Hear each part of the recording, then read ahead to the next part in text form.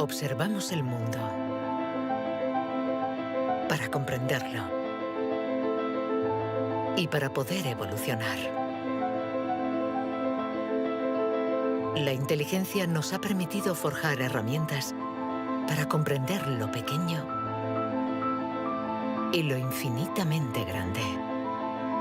Desde hace más de un siglo, psicólogos, biólogos, genetistas y neurocientíficos la diseccionan, la analizan y la miden. Hemos inventado los ordenadores y caminado sobre la Luna.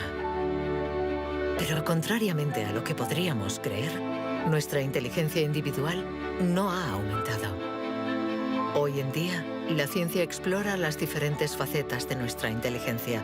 Pero, ¿saben en realidad los científicos qué es la inteligencia?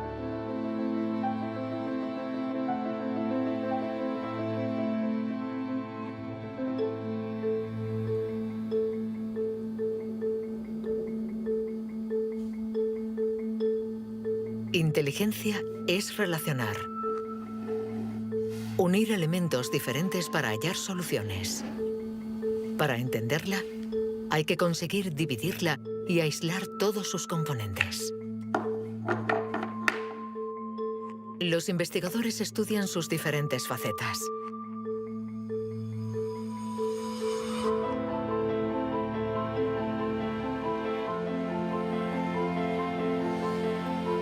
Para medir la inteligencia, una de las primeras propuestas ha sido medir la velocidad a la que reacciona el cerebro. Este es el método que el profesor Tenny Yanois ha utilizado. Él ha comparado nuestro tiempo de reacción con el de nuestros ancestros. Y los resultados de su estudio no nos favorecen.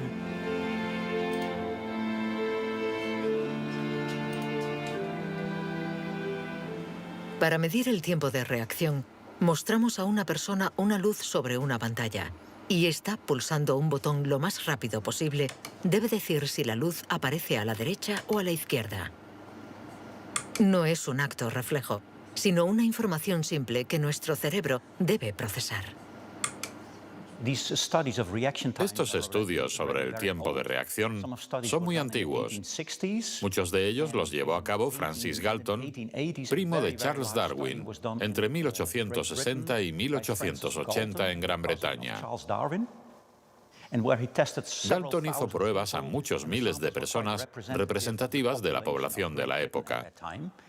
La gente tenía entonces un tiempo de reacción muy rápido. Nosotros hemos buscado estudios comparables que hubieran sido hechos durante los últimos 120 años y hemos encontrado unos 15. Al compararlos, hemos podido comprobar que durante los últimos 150 años la gente se ha hecho cada vez más y más lenta. Para el profesor Tenny Yanois, inteligencia es velocidad. Y nuestro cerebro invierte como media 50 milisegundos más que el de nuestros bisabuelos a la hora de procesar una información simple. 50 milisegundos más puede sonar como un algo ridículamente breve. Pero si pensamos en las miles y miles de decisiones que debemos tomar cada día, y somos un poco más lentos en cada decisión, esto puede tener consecuencias muy, muy importantes.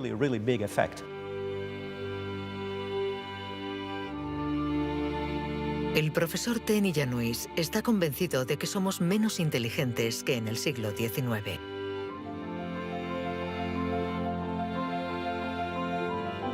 Y la prueba está en la increíble capacidad de invención de este periodo, marcado por una explosión de las innovaciones, de la creatividad, de las ideas.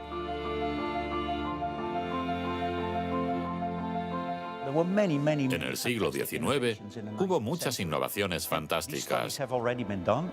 Hay estudios que muestran que el número de inventos por habitante era 4 veces mayor que hoy en día. El profesor Tenny Yanois piensa que nuestra inteligencia está en declive desde hace por lo menos 150 años. Pero en el siglo XIX, Sir Francis Galton ya pensaba que los ingleses eran bastante menos inteligentes que los griegos de la antigüedad, donde no faltaban las mentes brillantes. Entonces, y los predecesores de los griegos, los hombres prehistóricos. Es extremadamente difícil medir su inteligencia. Sin embargo, en el Instituto Max Planck de Leipzig intentan responder a esta pregunta reconstruyendo el cerebro de nuestros antepasados de la prehistoria.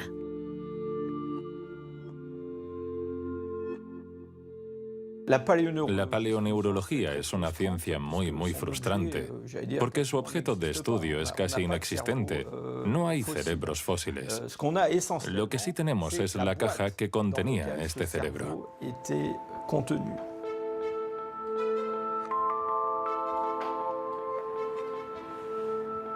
Al comparar nuestro cerebro con el del hombre prehistórico, los científicos han encontrado diferencias no solo en la forma, sino también en el tamaño.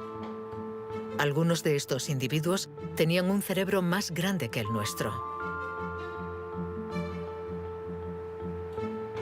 Sabiendo que todo lo que somos, todo lo que pensamos, nuestros recuerdos, la personalidad, las emociones, el lenguaje, todo depende de este órgano, entonces, ¿es que la inteligencia está relacionada con el tamaño? Sería absurdo pensar que no hay relación entre el tamaño del cerebro y la complejidad de los comportamientos, es decir, la inteligencia. Esto lo vemos en el reino animal. Los animales llamados más inteligentes, en particular los cetáceos y algunos tipos de delfines, por ejemplo, tienen cerebros muy grandes, con un gran número de neuronas.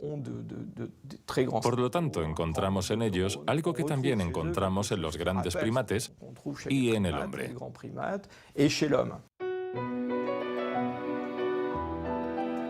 La evolución hizo crecer el tamaño de nuestro cerebro durante 2 millones de años, hasta alcanzar su máximo hace unos 15.000 años. El hombre de Cro-Magnon, que pintó en la cueva de Lascaux hace unos 17.000 años, era un Homo sapiens como nosotros. Pero de todos los Homo sapiens, este era el que tenía el cerebro más grande. El tamaño de nuestro cerebro ha disminuido en comparación con el de este antepasado. Y según algunos investigadores, somos menos inteligentes que él. Pero esta teoría no es compartida por todos. Yo no creo que haya una inteligencia que se pueda medir con una regla y decir que nuestro reciente antepasado era igual o más o menos inteligente. El hombre de Cro-Magnon tenía la inteligencia que necesitaba para sobrevivir en su mundo, pero no para trabajar en un banco. Si viajásemos 25.000 años atrás en nuestra máquina del tiempo, para traer al presente al hombre de Cro-Magnon, sin duda se adaptaría al mundo en el que va a tener que vivir. Historically, you guys have struggled to adapt. Yeah, right. Walking upright, discovering fire, inventing the wheel, laying the foundation for all mankind. You're right. Good point. Sorry we couldn't get that to you sooner. Connie, your reaction? We live in a society where the individual ego and the group dynamic are in constant struggle. Response? Yeah, I have a response. What? ¿Más inteligente? ¿Menos inteligente? Cuando intentamos medir la inteligencia, todo se complica. Y sin embargo, lo hacemos continuamente. En las universidades del mundo entero se enseña qué es la inteligencia. Y todos nosotros, sin ser especialistas, la medimos cada día. Todos medimos la inteligencia. Si es usted soltero y va a un bar y conoce a alguien, lo más importante después del físico es la inteligencia. Medimos la inteligencia de la gente siempre. Si hablamos sobre un concepto difícil o hacemos algo que desconocen, ¿cuánto tardan en entenderlo?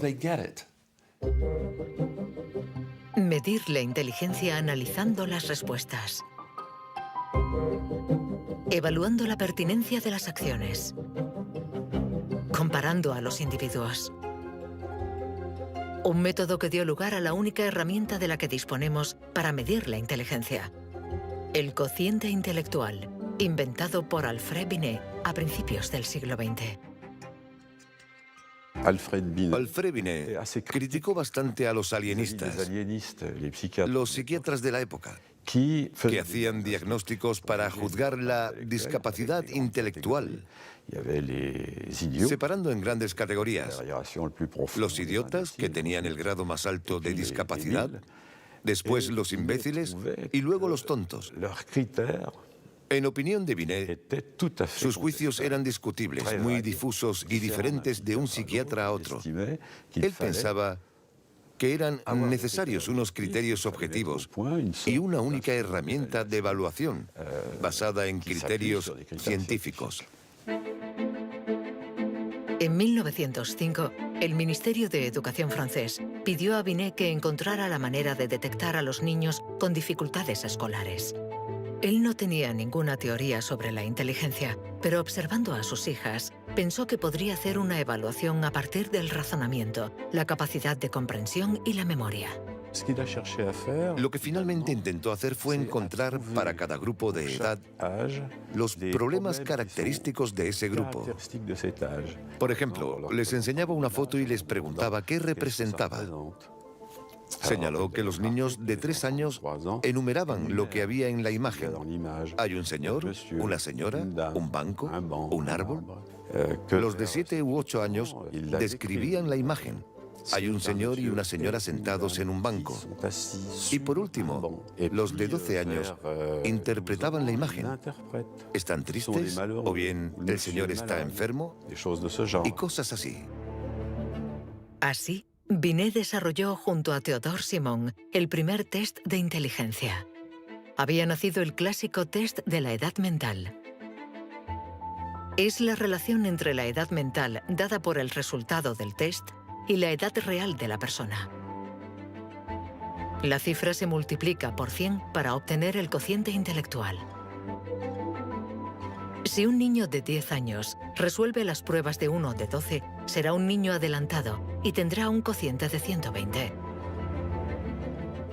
La idea era relacionar el rendimiento de un individuo con el de otros individuos comparables, es decir, los que están exactamente en la misma categoría de edad, la misma cultura, etc. Y, obviamente, partiendo de una serie de puntuaciones en la prueba para una edad determinada. El cociente intelectual es la posición de un individuo comparado con el rendimiento de otros que son como él o ella, es decir, de la misma edad. Le damos al cociente intelectual un poder exagerado, porque pretende medir una cualidad tan particular como la inteligencia. Es difícil resistirse a la tentación de medirse, de compararse. Lo que sí es un poco ridículo es lo que nos encontramos actualmente en Internet, como las páginas web que calculan nuestro cociente intelectual.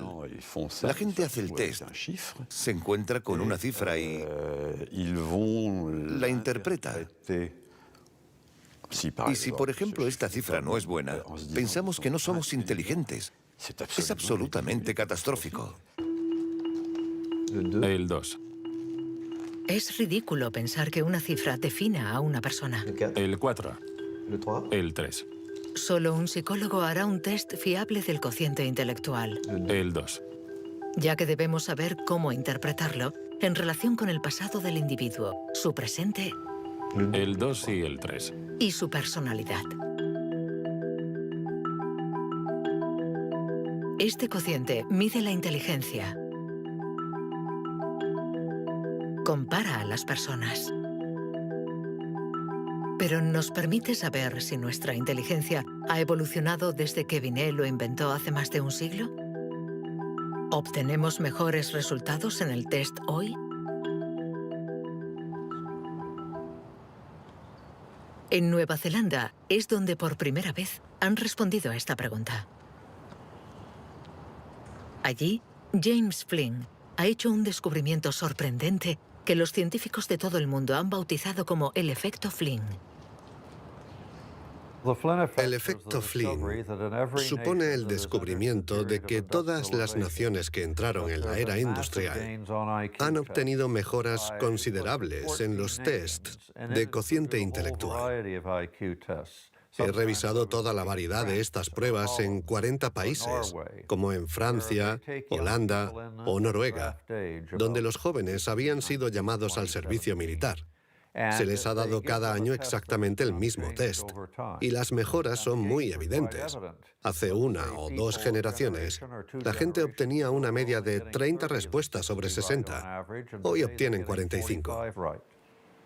Después de evaluar decenas y decenas de estudios, James Flynn ha mostrado que desde hace más de 60 años obtenemos mejores resultados en estos test.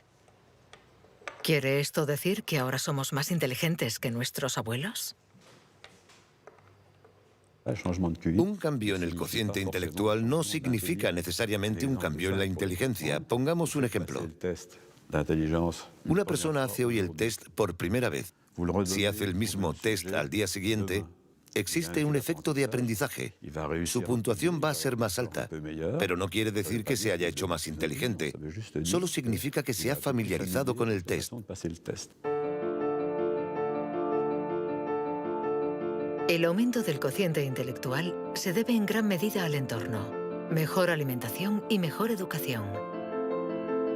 Nuestro cociente aumentaría de 2 a 3 puntos por cada año de escuela, y los años de escolarización han pasado de una media de 6 a principios del siglo XX a los 11 años de hoy en los países industrializados.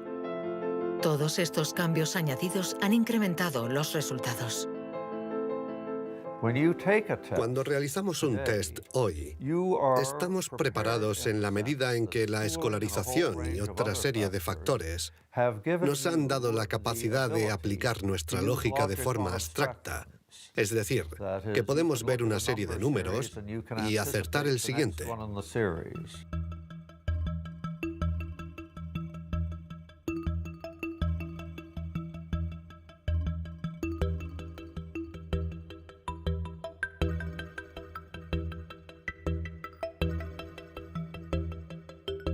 En cuanto a la inteligencia, no hay que fiarse de las apariencias. Tener mejores resultados en estos test no implica que seamos más inteligentes. Se trata solamente de que estamos mejor preparados para pasar el test. Nuestra inteligencia es como un músculo que entrenamos para obtener de él todo su potencial, y con el entrenamiento podemos alcanzar nuestros límites. Las cifras lo demuestran. Tras decenios de mejora, los resultados de los test han llegado al tope. Incluso están empeorando en países como Inglaterra, Dinamarca o Noruega. El aumento del cociente intelectual es un fenómeno que ha durado un siglo, pero todos los países terminarán por llegar al tope de este incremento. Sospecho que la educación formal ha abusado de la capacidad de manipular los conceptos abstractos y, a menos que se produzca una revolución de la pedagogía, los beneficios que ha producido la escuela van a tocar techo, ya que hoy en día casi todo el mundo está escolarizado.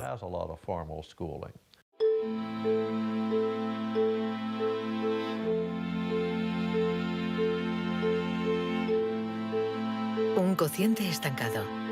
Cerebros cada vez más lentos y más pequeños. ¿Dónde está nuestra inteligencia? Las primeras herramientas para medir la inteligencia se inventaron hace más de un siglo.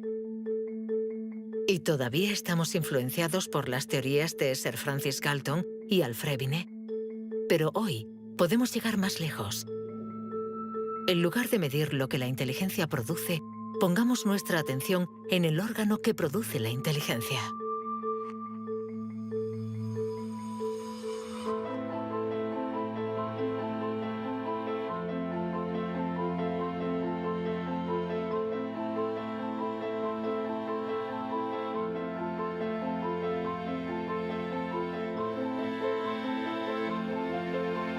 Richard Heyer es psicólogo y neurocientífico en la Universidad Irving de California. Desde hace más de 30 años, intenta averiguar cómo es un cerebro inteligente.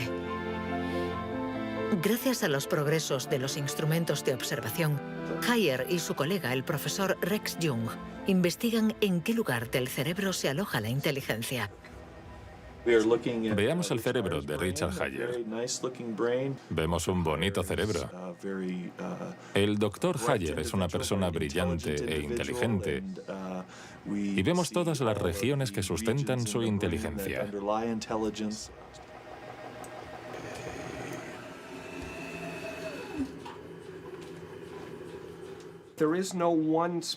No existe ninguna zona en el cerebro a la que podamos llamar centro de inteligencia. Se pensaba que había un centro de inteligencia en la parte frontal, pero las investigaciones han demostrado que cuando resolvemos problemas de inteligencia en el interior de un escáner, la comunicación bidireccional entre la parte frontal y la parte posterior es muy importante mientras efectuamos la operación. El profesor Hayer es uno de los pioneros en la utilización de modernas técnicas de neuroimagen.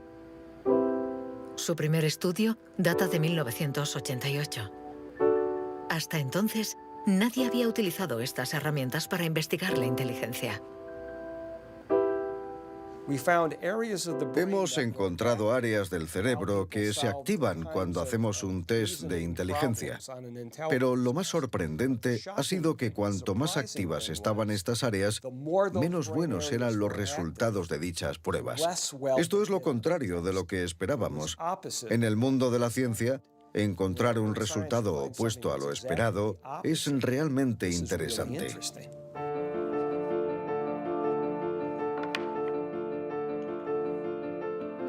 Un cerebro inteligente no es un cerebro que funciona más, sino todo lo contrario. Es un cerebro que funciona menos. Esto es lo que llamamos neuroeficacia.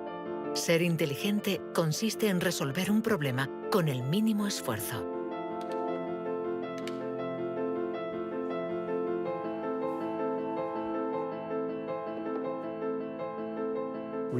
Si recordamos la primera vez que condujimos un coche, el primer día en un gran aparcamiento vacío, con alguien sentado a nuestro lado, girando el volante y pensando, ahora tengo que frenar. Sin embargo, hoy conducimos en medio del tráfico de una ciudad desconocida y aún así podemos charlar con los acompañantes, porque nuestro cerebro es ahora mucho más eficaz.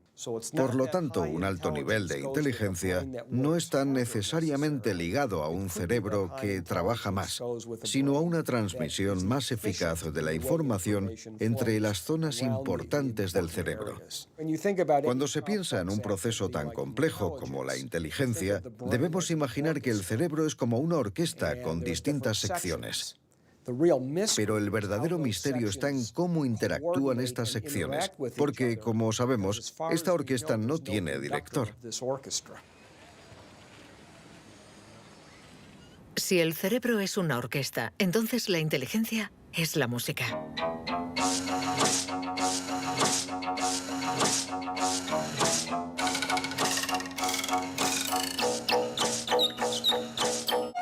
Cuando empezamos a interpretar la partitura, nunca sabemos cómo van a tocar juntos los músicos.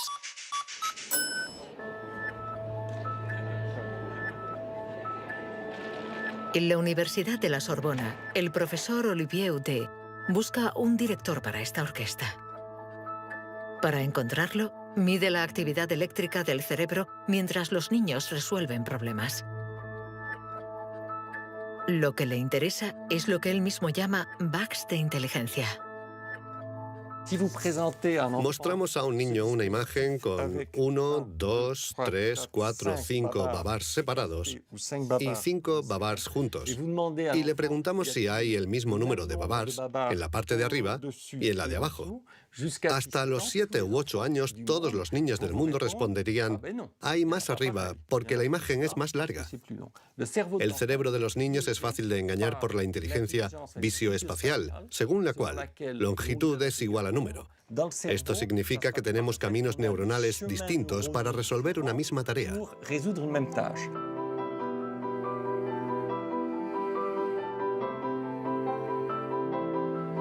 Contar o medir. Hay muchas soluciones para un mismo problema, y nuestro cerebro está continuamente luchando para inhibir las estrategias negativas.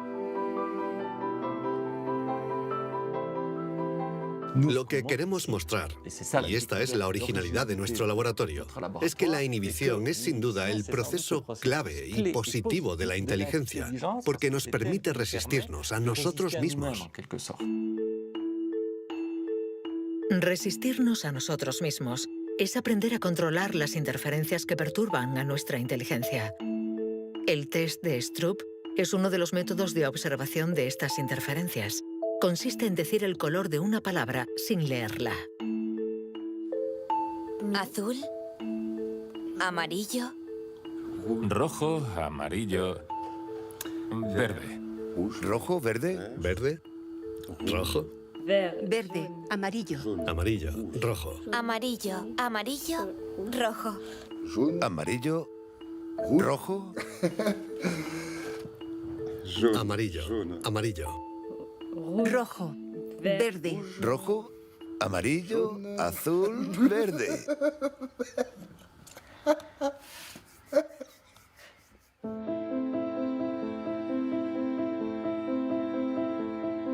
Para resolver un problema usamos diferentes regiones del cerebro unidas entre sí, pero que a veces entran en competencia.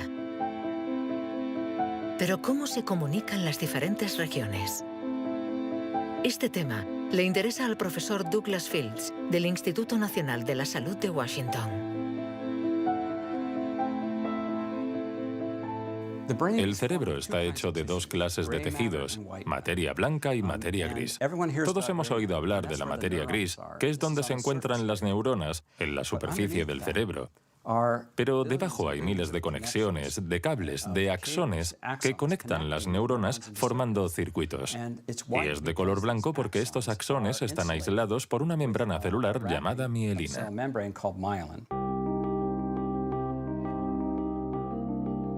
La mielina envuelve los axones y permite que la información circule de forma rápida y eficaz en el cerebro.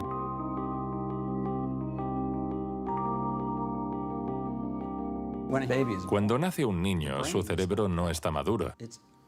Sus funciones son mínimas. Un bebé no puede hacer casi nada. No puede alimentarse, su visión es muy limitada, no puede andar ni sujetar su cabeza. Esto se debe a que nuestro cerebro está siendo permanentemente moldeado por el entorno. Y una de las cosas más interesantes respecto a la mielina es que se forma después de nacer. La mielina es esencial para que la información circule de forma eficaz por el cerebro. Es esencial para nuestra inteligencia. Pero en la actualidad, la formación de la mielina está alterada. Barbara Demnex, endocrinóloga del Museo de Historia Natural de París, estudia cómo nuestra inteligencia está amenazada por uno de los azotes del siglo XXI. La contaminación. En cualquier parte del mundo donde vivas, estarás expuesto a ciertas sustancias químicas que interfieren en el funcionamiento de la hormona tiroidea. Esta es la hormona producida por la glándula tiroides que está en la base del cuello. Es necesaria para el desarrollo del cerebro desde las primeras etapas del feto hasta una edad más avanzada como la mía, para asegurar el mantenimiento de las funciones mentales, incluida la mielinización. La Autoridad Europea de Seguridad Alimentaria ha analizado 297 pesticidas. Entre ellos, más de 100 afectan al funcionamiento de la hormona tiroidea, como el bisfenol A, el PCB y los productos ignífugos. Productos químicos con los que estamos en contacto a diario. El equipo de Barbara Demnex ha demostrado que estos productos bloquean los receptores específicos de la hormona tiroidea de cada una de las células cerebrales y los efectos son considerables. Hay una evidencia sólida. Los científicos hemos observado los niveles de exposición en las madres. Se han comparado diferentes niveles de exposición y hemos visto que los niveles más elevados estaban asociados a una pérdida de 5 a 6 puntos de cociente intelectual en sus hijos. Cierto es que la mayoría de nosotros no percibimos la diferencia, pero es evidente que 5 puntos menos de cociente intelectual pueden suponer una gran diferencia en cuanto al éxito escolar o al éxito en la vida. Y saberlo puede ser muy preocupante para los padres.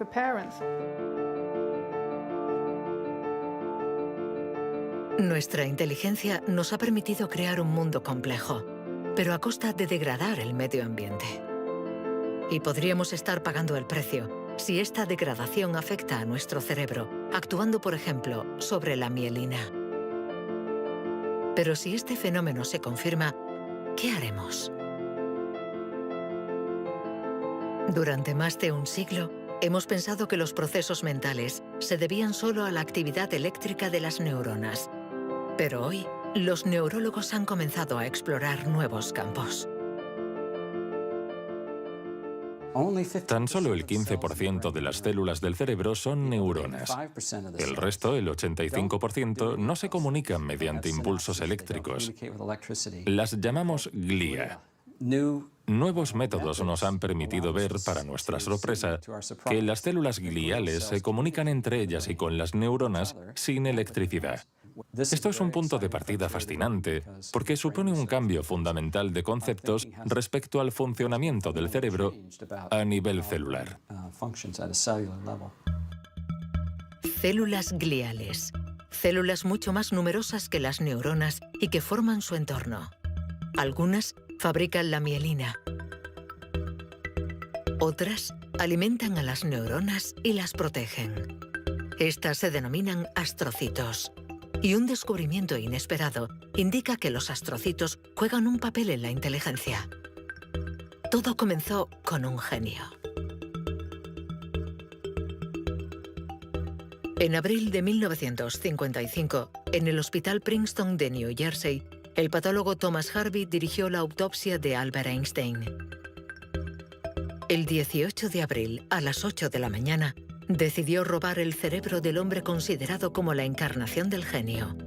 Pretendía examinar este preciado órgano para encontrar el secreto de la inteligencia.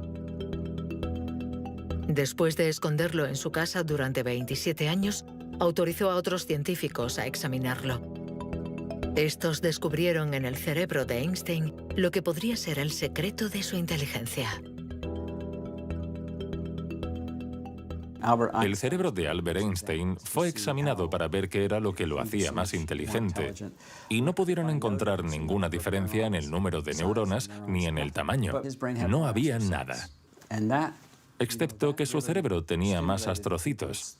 Esto llamó la atención de mucha gente sobre el papel de los astrocitos en la inteligencia. Los astrocitos. Células gliales identificadas hace más de un siglo.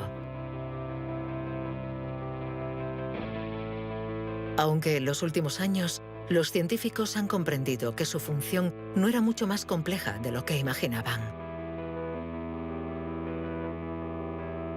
Los astrocitos sirven para muchas cosas. Controlan la sinapsis, controlan el flujo sanguíneo en el cerebro, alimentan a las neuronas, reaccionan a las heridas. Todas estas cosas estaban consideradas como tareas menores que los astrocitos hacían en el cerebro, y no habían sido tomadas muy en serio hasta que se dieron cuenta de lo determinantes que son los astrocitos para las neuronas. Un astrocito humano controla cientos de neuronas, muchas más que, por ejemplo, un astrocito de ratón. Basándose en esta observación, un equipo de la Universidad de Rochester ha realizado un experimento fascinante. Para entender mejor la inteligencia humana, han decidido cruzar la barrera de la especie y han trasplantado astrocitos humanos en el cerebro de un ratón. Hemos trasplantado astrocitos humanos en ratones y el trasplante invadió literalmente todo su cerebro. Cuando lo revisamos un mes después, pudimos ver que allí donde habíamos realizado el injerto, este ocupaba un lugar discreto. Un año más tarde, todo el cerebro se había injertado a sí mismo. Todas sus células habían sido literalmente reemplazadas por células humanas. Y nos dimos cuenta de que estos ratones tenían más memoria y más capacidad de aprendizaje que los no injertados. Para comprobar las capacidades de los ratones con el cerebro modificado, los metieron en un laberinto. Resultado: los injertados encontraron la salida 2 veces más rápido que los no injertados. Este experimento no deja lugar a dudas. Los astrocitos favorecen la memoria y el aprendizaje. Juegan un papel clave en nuestra inteligencia.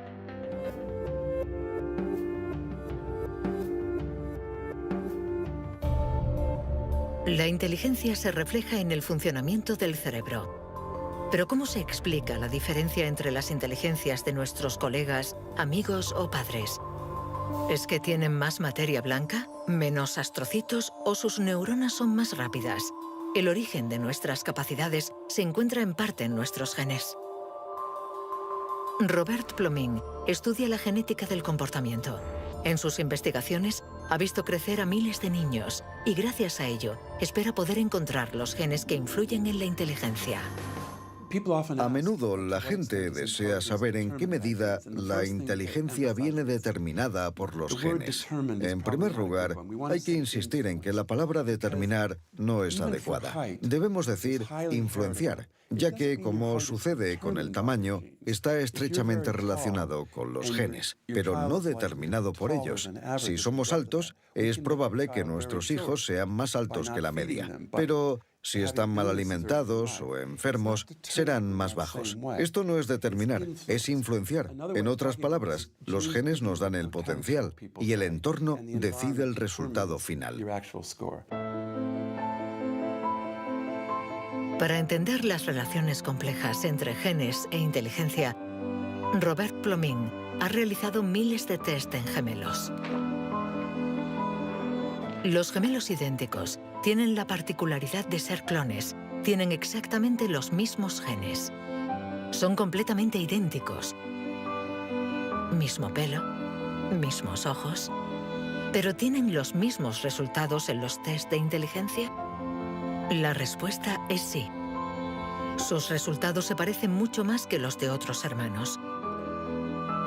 Esta es la prueba de que, sin ser completamente determinantes, los genes sí juegan un papel crucial. La mayoría de los países del mundo, más de 100, dispone actualmente de registros de gemelos porque reconocen la importancia del método gemelar a la hora de calcular la influencia de los genes. La siguiente etapa de nuestras investigaciones consiste en encontrar los genes responsables de la inteligencia. Para esto, Robert Plomin ha utilizado chips de ADN capaces de detectar más de 1 millón de marcadores genéticos. Comparando el ADN de los que tenían buenos resultados en los test, Plomin quería saber si ciertos genes se dan con más frecuencia. Pero la identificación precisa de estos genes es mucho más complicada de lo que esperaba.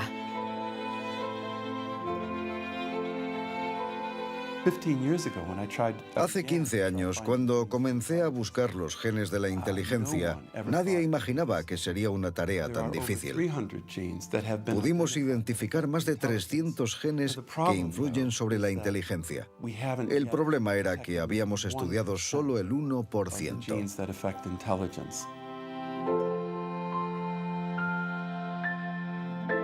La inteligencia está influenciada por la interacción de muchos miles de genes que conforman una red increíblemente compleja. Además, producen efectos distintos en función de la región del cerebro donde actúen. Antes pensábamos que el cerebro funcionaba por áreas. Esta área controla el lenguaje, esta hace otra cosa. El cuerpo calloso comunica los hemisferios. Hoy nos hemos dado cuenta de que esto era ficción y que el cerebro actúa de forma más global. Desde un punto de vista genético, se ve más claro todavía, ya que la mayoría de los genes que actúan sobre el cerebro actúan sobre muchas regiones del cerebro. Paso a paso vamos entendiendo nuestra inteligencia.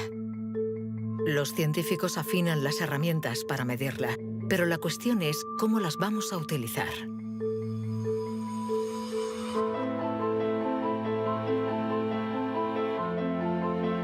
La inteligencia es lo que mejor predice nuestro nivel de estudios o nuestro empleo. Por lo tanto, hablar de la inteligencia es delicado, ya que tendemos a valorar, clasificar y jerarquizar, con el riesgo a equivocarnos que conlleva. El error de razonamiento está en considerar que la inteligencia puede ser esencialmente hereditaria. Y esto nos ha llevado a divagaciones, en mi opinión, total y absolutamente ridículas. Por ejemplo, en 1924, creo, se votó en Estados Unidos una ley que restringía la inmigración mediante cupos, porque en los test daban resultados menos buenos. Y se suponía que los inmigrantes eran hereditariamente menos inteligentes. Se limitó, pues, su entrada al país para evitar un descenso en la media. Como sabemos, entraban por la isla de Ellis, frente a Nueva York, donde muchos de ellos eran devueltos, sobre todo aquellos que se anticiparon al auge del nazismo. Pienso especialmente en los judíos de Europa del Este que fueron expulsados por razones absolutamente estúpidas. Durante mucho tiempo, creímos que nuestro origen era determinante y que nuestra herencia controlaba nuestras vidas. Después, por suerte, la ciencia ha abandonado esta visión determinista. Pero la inteligencia es algo especial. Un tema tan sensible que los pasos en falso han marcado su historia. William Shockley, físico visionario y premio Nobel por su descubrimiento del transistor, resultó menos brillante en sus estudios sobre la inteligencia. Dr. Shockley, if you could answer it yes or no, I would appreciate it. Do you believe that black people are inferior in intelligence because of their heredity? What I say is this. My research leads me, and it's a tragic conclusion, really, my research leads me inescapably to the opinion that the major cause of the American Negro's intellectual and social deficits is hereditary and racially genetic in origin, and thus not remediable to a major degree by practical improvements in environment. Then what do you see as the solution to the problem? I would propose that you would offer a bonus to everyone to be sterilized. The offer is based upon the best estimates, best scientific estimates that one can have of any genetically carried disabilities. 1974, prácticamente ayer. Una época nada lejana.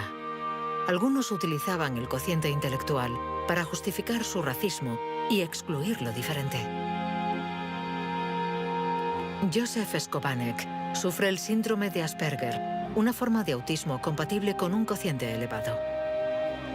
Graduado en ciencias políticas, doctor en filosofía y escritor, con 6 años no hablaba una palabra. Hoy habla 7 idiomas, entre ellos el hebreo, el árabe, el persa y el azerí. Yo formaba parte de esos niños cuyo destino era la basura. Durante mucho tiempo nos dijeron que las personas autistas eran deficientes intelectuales. Autismo llegó a ser casi sinónimo de discapacidad intelectual. Sin embargo, hoy sabemos que esto no es así. Toda sociedad humana necesita una jerarquía, necesita gente que marque la diferencia.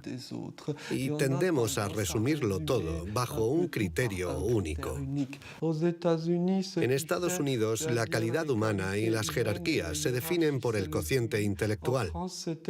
En Francia puede ser cualquier concurso administrativo. En la China imperial eran los famosos exámenes del mandarín. Pero todo esto reposa sobre una idea central, y sin embargo errónea, la de que hay una única escala para medir la inteligencia de la humanidad. Y todo aquel que predica estas teorías se sitúa a sí mismo en lo más alto. La inteligencia como escala única de la humanidad. ¿Pero se puede definir lo humano desde una sola dimensión? ¿Podemos ser definidos tan solo por la inteligencia cuando ella misma tiene tantas facetas distintas?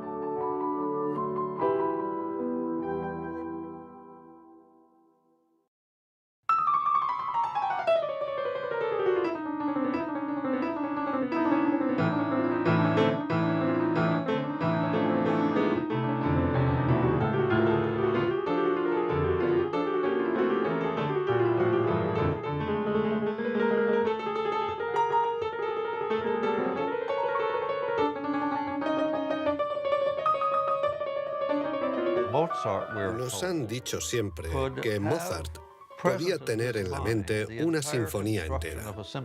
Cuando escuchamos una sinfonía, debemos seguirla a medida que se desarrolla en el tiempo. Sin embargo, él la veía en su totalidad. Viene a ser la clase de complejidad mental de un matemático cuando tiene en mente 7 u 8 fórmulas y conoce todas las conexiones posibles entre ellas. Pero siempre podemos argumentar. ¿La inteligencia musical es inteligencia? No importa. Lo que importa es que existe y que aquellos que la poseen no tienen necesariamente un cociente intelectual elevado.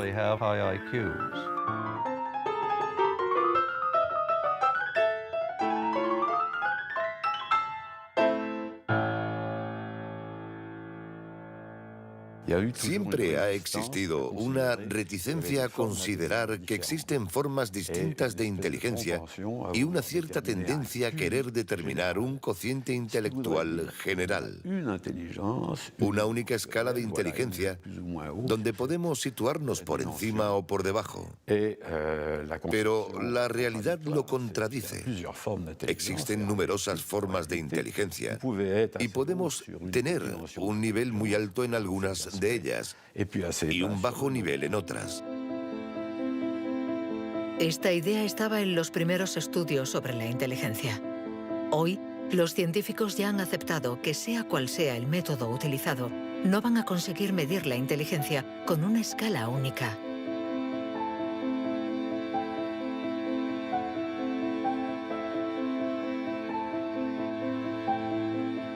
En la Universidad de Nuevo México, el profesor Rex Jung está convencido de que para resolver cualquier tipo de problema usamos distintos tipos de razonamiento.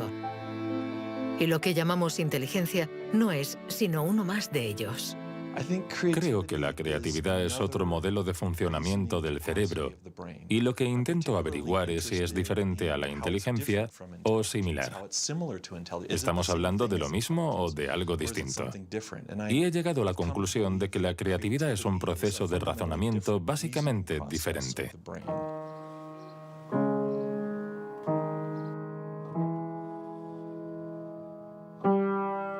Leer una partitura es ser inteligente utilizando nuestros conocimientos.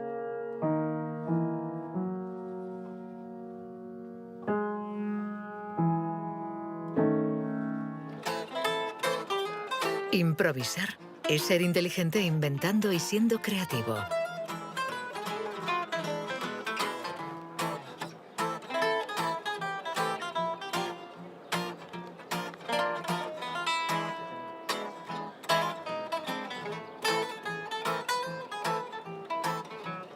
Un músico puede ser a la vez inteligente y creativo, un sujeto de estudio ideal.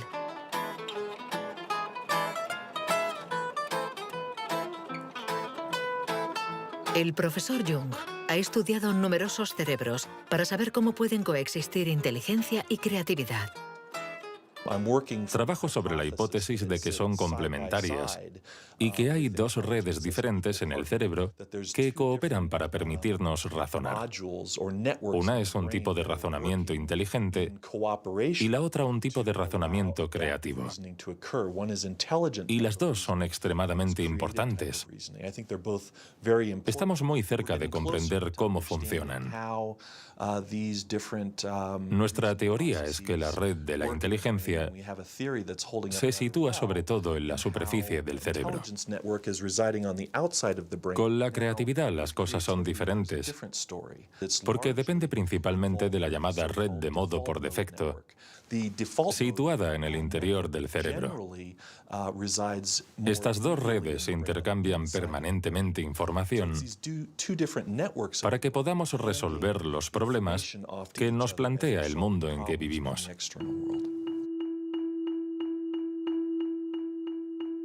Todos hemos experimentado esa sensación de una idea que surge de no se sabe dónde con la fuerza de la evidencia.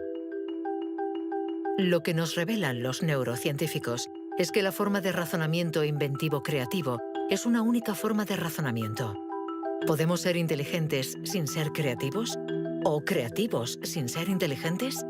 ¿Esta cuestión tiene sentido? Para evolucionar de forma inteligente, ¿no necesitamos todos los recursos de nuestra mente? No podemos ser creativos, por ejemplo, en física, si solo tenemos formación en física. Para ser creativos en física, necesitamos estar educados en ese universo extraño y poder utilizar y reutilizar los mecanismos mentales que hemos aprendido en otros contextos.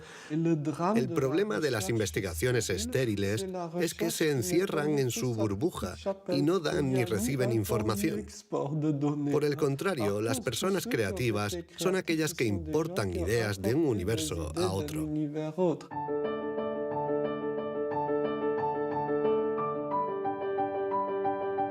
Los hilos se tejen. El cuadro se completa. Los científicos ensamblan poco a poco las diferentes piezas de nuestra inteligencia. Pero el mundo evoluciona y la inteligencia también. El cerebro está en permanente evolución y permite que la inteligencia se adapte a los problemas que debemos resolver, por múltiples y variados que estos sean. Cuando era niño, sabía que yo no funcionaba como los demás y era consciente de ello. Esto me hizo reflexionar y me llevó a imaginar un mundo plural. Un mundo donde no hubiera una única forma de clasificar y de medir, sino muchas. Lo que quiero decir es que la verdadera inteligencia humana no está en pensar de forma plural y saber tener en cuenta distintas formas de entender el mundo y no solo una.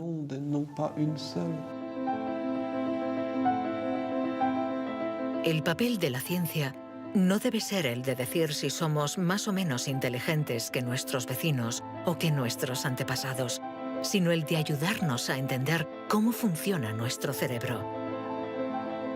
Así, sabremos cuidar nuestra inteligencia y también mejorarla para tejer hilos de unión entre nosotros y la diversidad que nos rodea.